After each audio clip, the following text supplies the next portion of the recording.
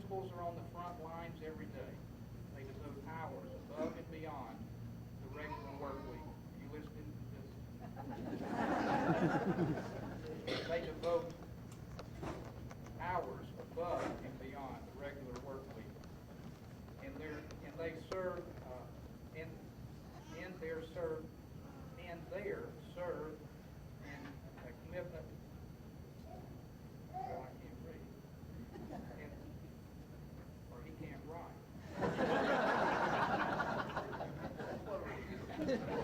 As we look toward fulfilling our national objective of providing a world-class education for all of our students so that they can prepare for opportunities and challenges facing them, we need input of educators such as you to provide leadership and guidance to other education administrators in creation of a positive learning environment. Once again, please accept my congratulations and best wishes for continued happiness and fulfillment in the future. Yours sincerely, Dick Riley, Secretary of Education, U.S. Department of Education. I was also asked to deliver a two-part congratulations and best wishes. I'll explain the two parts. First, it is to wish to you tonight a sincere congratulations for this event and happiness for your retirement. And that is issued by the President and First Lady. I said it was a two-part greeting. That was the verbal part. Bill, the letter got lost. I talked with the White House on Wednesday, and they said it would certainly be here by tonight. It wasn't here yesterday. I called again. I asked them to look it up, and there was copious cursing on the other end of the line about a computer being down. But they assured me it will be here Monday. So, I think that I join a community and also a nation in saying thank you for everything you've done.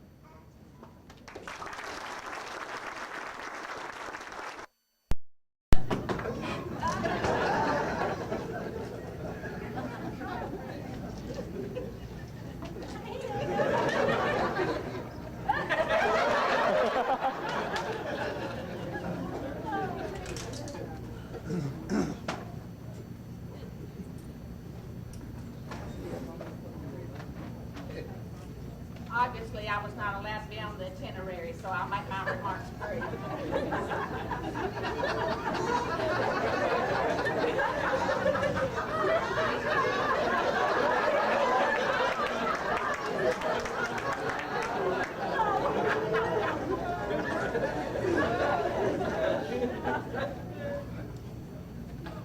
I taught with Coach. I was his high school girlfriend, but he traded me for no battle axe named G.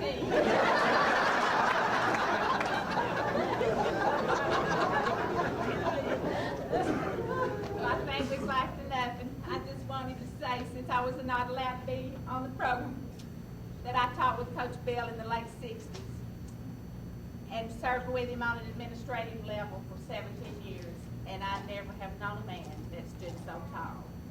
Coach Bill, hats off for a job well done.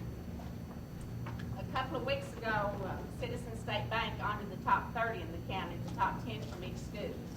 And we sat at the table with Dr. Jean Sosby Rogers and had told her about all the tributes that Coach Bill had made to the system. And we were talking about the roast, and she asked me if I would make a contribution on her behalf. Her new book, her only book, called Silver Lining. To Bill, congratulations to a dear friend of education who has dedicated his life to helping others, Dr. Jean Sosby Rogers.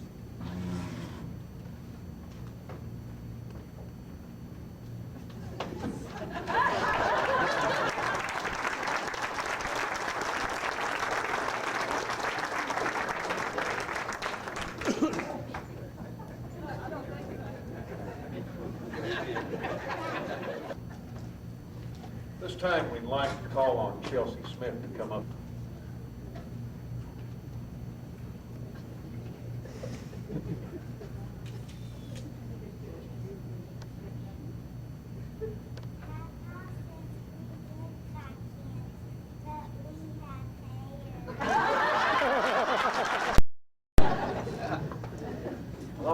But anyway, Miller.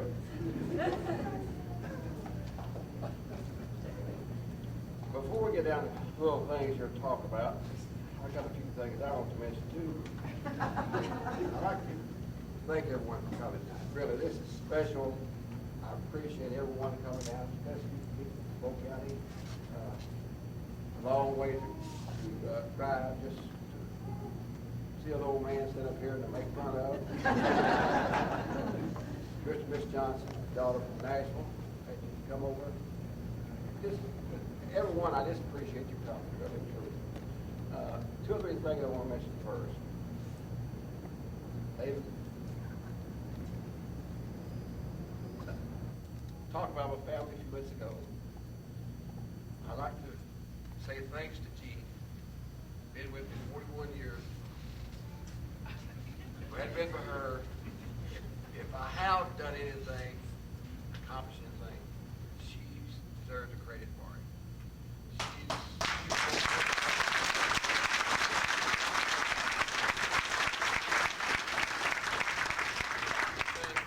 We think we have got a close-knit family in our house. We like to do, we may be unusual, we like to do everything together. We plan our vacations together, and they say, why you won't put up with the kids? I've always loved to put up with kids. We started out a long time ago with our kids and knowing place to go to Panama City. We went to Panama City every summer when school was out. It's been a week. And I still to this day don't know how Tammy, she was the boss. We lived in the car. This is honest truth. She, her and Tim and Jan started out in the back seat. We would drive till it got dark. Tammy would get the back seat to lay in. Tim got the window. Dan got the floorboard. That's what we drove to Panama City. But we have done everything together. We've still stick together. We've just increased. We've increased. 2 son-in-laws and a daughter-in-law. And 4 little grandkids that I love dearly. And their parents can understand when they come to our house. They won't stay at our house. And I love them. I spoil them and send them back home. Folks, it's been a wonderful 33 years at Marion County High School. When I first came to Marion County High School, I hated this place. I really did. I mean, we came down the first time, Mr. Charlie Forrester called me. They just got through firing me in Polk County. Running me out.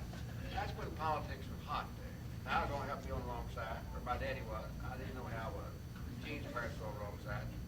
But they run me out, and you people know that. Mr. Forrester called me, and I came down. He showed us around and everything on the street. We see, I told him I want to go to Dr. Turner. His office up on barbershop, Bruce Curtis barbershop. We seen all these men sitting around. I just didn't like it. She loved the place. She really did. She went around and she loved it. We went back home, and he called me back. And we came down. That was a bad mistake because I brought Brother Dave with me. Tell all his stories. But this really truly came down, and we came down at that time, and he said, well, you need an assistant coach. I said, well, I hope to have an assistant coach. We do. He said, well, you've got everybody in mind. I said, well, David with me, he just got out of college, All-American, thought he was a top dog and all that stuff. But that's been a mistake. It wasn't merit this time, write it down anyway. Anyway, we stayed, and we have truly enjoyed this place. And this is home. This will always be home to me. We're going anywhere else. Our family will not. And I appreciate you people for putting up with us. We have really enjoyed it. Now let's get over there. Next, I think you first up here. True. I like it about what Mr. Dixon said. I was just got out of college, come back to Polk County. Hallboy was coaching. I didn't know Mr. Dixon. He was at that time. Well, he's true. He didn't tell all the stories. He was a freshman, I think, coming in the first time that I met him.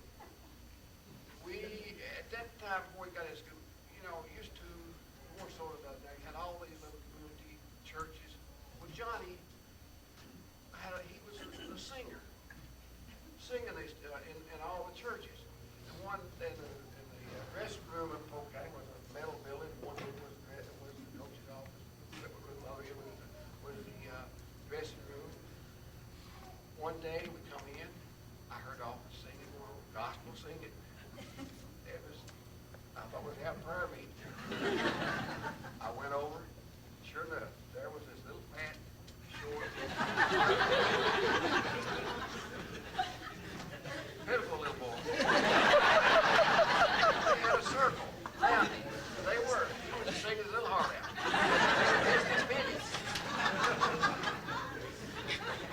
And I said, what's going on here? And they explained to me. Well, I listened to a song after that, I think. And true, what he said after this, and this really, Johnny, I hadn't told you, but it really has made a big impression on me, what he was talking about when he went out. He did get hurt, and like I say, he didn't have the ability. He just didn't have the ability. I didn't think he did, because I just got out of college and man, short. Play. So he was getting hurt. And I did come up to him, and I did ask him. I said, Johnny, would you like to be? I remember so well what he's doing. He's doing sit-ups. And I said, Johnny, would you like to be married? And I still see the little fellow this day laying there. He looked up. He said, oh, tears come in his eyes. He said, oh, same to you. I do stand here. I said, son, you stay right where you are. And like he said, when he was a senior, he was a tough ball player. That's where I would have made a mistake on him. And from that day on, I never made that mistake again. I never told anybody that. I didn't think anybody should ever quit. But I did ask him at that time ago, Johnny, I did that.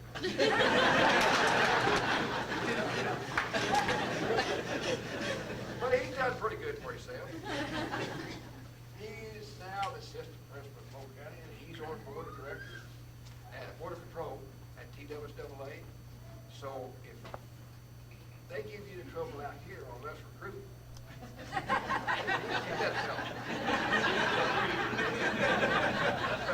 so you know we get blamed for recruiting all the time. No, Johnny, I appreciate it. Thank you for coming. Mr. Moss. All these tales I don't know if you about, but I want to tell you one on Mr. Moss, in which I really do think our math teachers did a good job. I was teaching down the hall several years ago, and I heard all this commotion out in the hall. We had a teacher, a math teacher, back then. You can do that now. But she would assign you homework. If you did not get the homework, the next day you went to the board. And if you could not do this problems on the board, she'd break a ruler open. I mean, stab your hand in the back, whatever they do.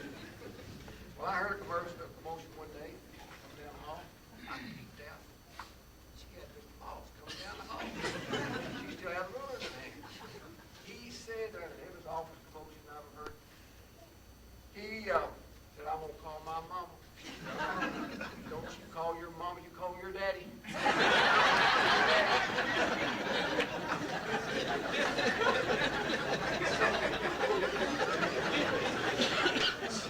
They went to Mr. Priest's office, and I dare say I didn't go down and see what went on.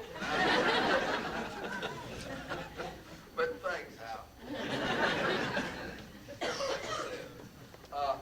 Like, they didn't tell me about this thing here a few days ago. I'd like to brought in a lot of stuff here, but I have it on. Mr. Bible. You think Bill Baker for your scholarship?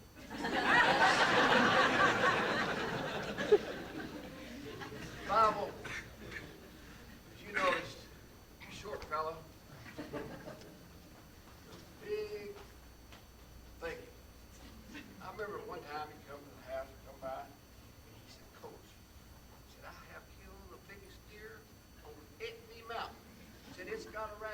sticking up this high. He said, we tracked it all the way down the mountain, went into the lake, went across, it's on the island over there. He said, I'm going back in the morning to get it. Good, Bob. I seen him, he came back. Hey, but Dad, big old deer you get? He wouldn't answer too much. That's why he told me, he said, yeah, 4 quarter. What he was thinking, man.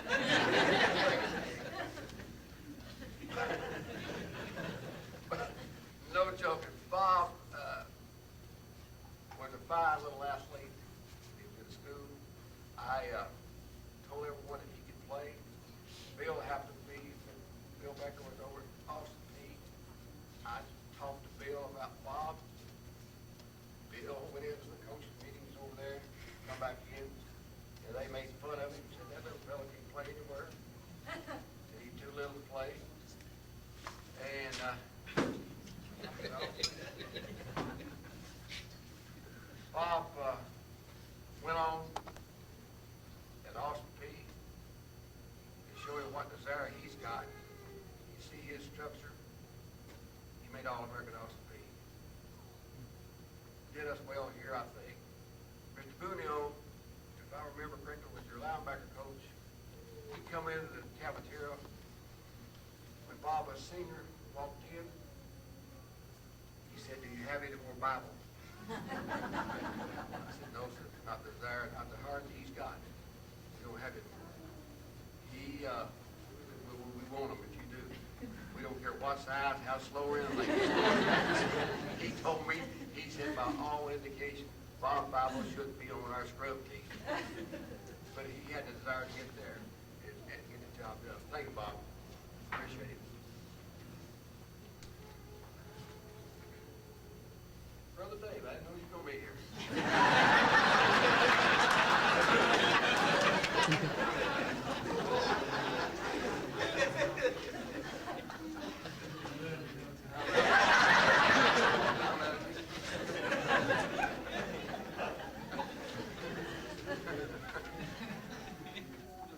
The story about him in football, yes, it was true. But I think I was about a sophomore at UT, 2-a-day practice. My mama called. She said, son, get in. Big old sissy brother. See, that story on that, yes, our mother, we lived on a farm out in the country. And we didn't live, the house wasn't close to the next farm where we lived, maybe a mile. The next, our land joined the next farmer and so on like that. And my mother hadn't seen a football game when I started playing, and she's like a lot of mamas. She didn't want me to play. I did. My dad said, if you do start, you stay out. I did. Anyway, make a long story here. My mother, or our mother at the time I was a senior, hey, she knew more. She had to see a football game. Man, she knew more than any coach. Oh, that coach is sorry. Hey, Daddy wanted to go to the football game with me. But here comes Dave along, and I'll be honest with you, Dave was behind, and I hate keeping a little brother like him over there. Crowd all the time and all that. Anyway, here he come along, and I was in school, and 2-a-days at UT, and she called me to come in. I came in, said, you big old sissy brothers win. I came in. He said, those old shoes they give me, said, my ankles kill me. Don't give me anything. Get out there. I got to get back. I borrowed Boris' car and come in that day anyway on Sunday afternoon. But that is a true story. But a few things like on Dave, I didn't know he was going to be here. Well, I didn't know how it was. Like he said, I was 5 years older than him. But I can remember the day we had a well outside. The farmer next over the hill over here, he was plowing, and he come over to our well house, sat down, was drinking. He'd been drinking water one day, and sat out there. He said, that's the squalliest kid I've ever heard in my life. Said he squalls all the time. What's wrong with him?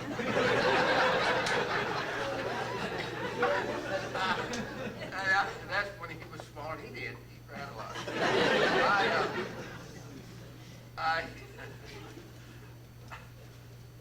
had a deal there one time.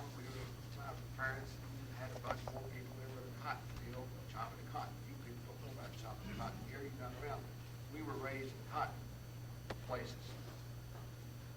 My job was to take care of it. He's wrong. Oh, this is cotton. This something, little spurt running around here and all. So the next door neighbor, like he's talking about, those boys came by. About a half mile down the road was a creek. We had a little swimming hole in it. He said, let's go swimming. So I went in the house and I rounded up all the straight chairs. You people live on the farm, you know the straight chairs. I got me some twine and I tied all the straight chairs and made a big pen for him. I left him.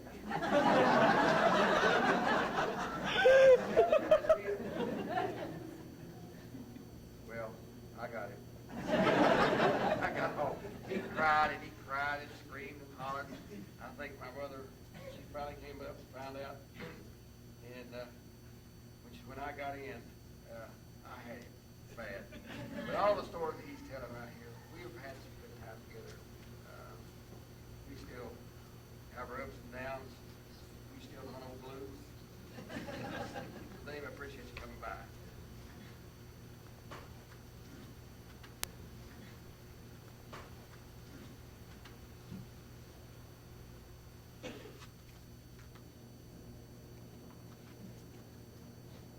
I've got to bring these two people in together, probably.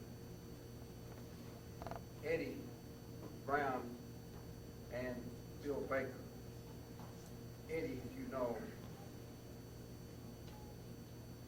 went on from here. He made All-State, All-SEC, All-American, All-Pro, played Super. Well, Bill was a few years ahead of Eddie, and Bill made All-State his senior year, I think. And folks, when you made All-State then, there's only 11 players made All-State in the state, which is, I think, a great honor over this. And I haven't, on these, they're talking about changing things. I think this group, they were back here a while ago taking a picture. That's the first group that we had that come into here. There's all the four horsemen back there telling all the stories. And as you get older, the story gets better. But Bill Baker so happened married Eddie's sister. So there's a little connection there on it.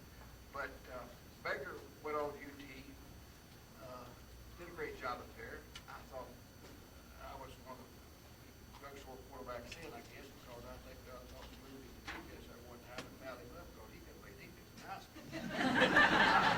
But a terrific runner. Terrific. That was how that the coaches came down and they engaged Eddie by Bill here. They said, well, compare Eddie Brown, Bill Baker. I said, there's no comparison. No comparison. Eddie was all-around ball player. Bill was offensive ball player. Bill was a better offensive ball player than Eddie. But Eddie was a terrific all-around ball player. That's the way things got started here with us. Those two boys have meant a lot. They've stayed with me.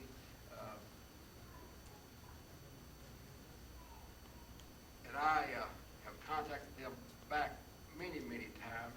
And boy, that's going to be how much you boys have meant to me. All of this same group, I look back, Hal was in here and this, and we had real good athletes. And it wasn't, like we said, it wasn't the coaching, it was the boys we had. I look back and I see Les back here. Les was in here with Eddie. I think Les was a senior when Eddie was a junior.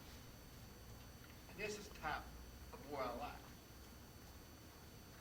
We struggled with somebody, I don't know what it was. Les would have been a tremendous team quarterback. We had him nowadays, they'd take. I don't think anybody touched. I'm honest. And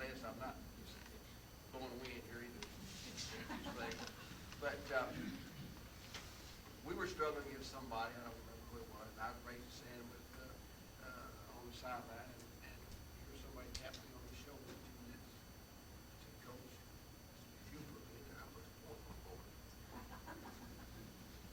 I don't remember who it was. I said, hey, he took the team, marched right down to the score. Somebody got told you so. I still remember that. Still remember that.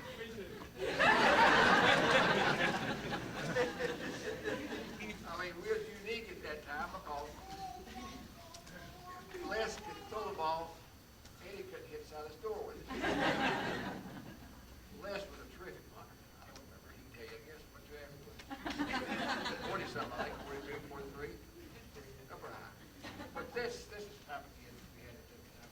I appreciate it very much. Doug, I don't know where to start. I appreciate everybody coming down. Doug is with the Department of Education. His office was in Washington. He's in Montgomery now. He's one of these smart football players. Too smart. Especially Hal, county executive. We cut him more than anybody. He doesn't give me any money. But Doug, I appreciate you traveling down. I'm not going to stand up here and go along much longer on this. Patrick,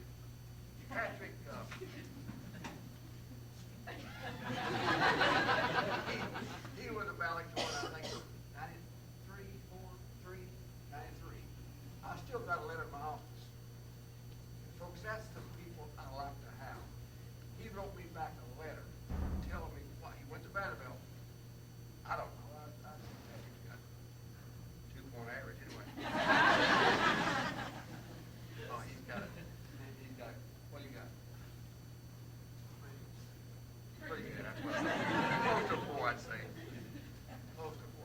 But he wrote me a letter back after he'd been at Vanderbilt, and I gave it to his daddy because I thought I still got the letter. And I thought it was so good. A letter that was telling us what we could do in our high school, could better our high school. What he did when he went to Vanderbilt, what helped him in his high school. He was talking about his calculus class. He was talking about his calculus teachers. He found out he was afraid going from a small school to Vanderbilt, big school, that he wasn't prepared. He said, hey, I'm having the same thing over here that I had in high school. I'm making straight A's. He told me about all the classes come down. He made suggestions in different classes what we could do that would have helped him in his college. And Patrick, I appreciate those very much. I know that's better. And I'm gonna keep. I'll show everybody. And come around. So they can make it if they want to. Thanks,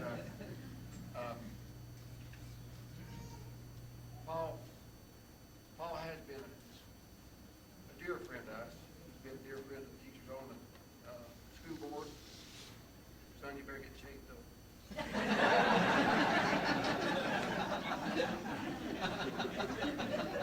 I'm serious.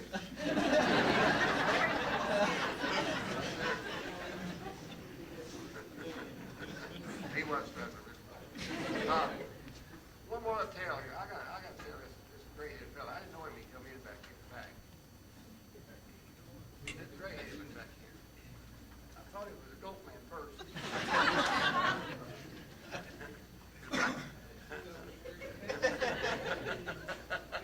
There's 3 of them back there, yeah. You're talking about big deal every day. This group, like I told you, this first group come along was we've had terrific ball clubs here. We had a terrific board. We still got them. We've got them in schools, terrific kids. I want to give everything for them. But this first group that come along really helped Dave and I start out. And they were a wonderful group. Coach, tell everything that done it. We didn't have to worry about it any day. Work out. It didn't have to work out. But Harold, one day let's talk about Harold. Mr. Bean, people know Mr. Bean around. He and I thought was a good company.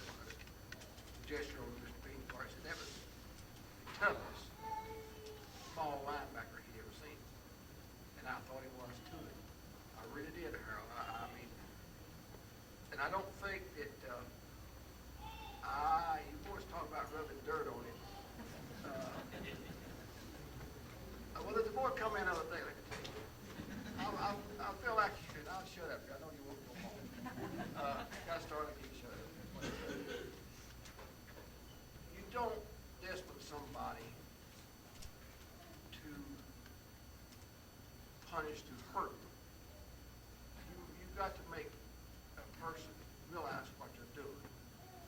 This kid come in not long ago, and he said, Coach, do you remember the time that you made me run all the way to the middle of the field, get a blade of grass? I came back, you said that wasn't the blade I wanted. I went back, and I got that blade. I said, no, but what did you do? He said, I jumped off the side. I said, you remember that? I don't.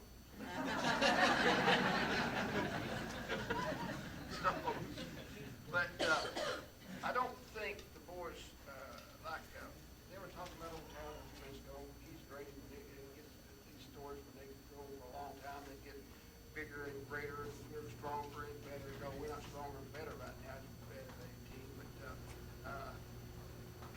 I think the boys, when you boys played, you had a small group. I do really think that we were a lot tougher. They can't, and I'm not making fun of the kids playing now, but they can't play with an injury like it was then. Like you boys, what this is was true, really true. You got to. Like Harold, I'm going to tell Harold. This boy broke his arm or wrist. I guess he still got a little knot on it. He broke his wrist. He worried me dead all week. Coach, can I play? I said, Harold, you can't play with a cast on your wrist. Well, you tape it up. I said, you can't play. It's a rule. You can sponge it up. You can't sponge it up. You can't play. Well, it worried on. As the week went on, he still wanted to. On Thursday night, his dad called. He said, you don't know when Harold plays? I said, no, sir. He can't play with the cast on. If the cast off, can he play?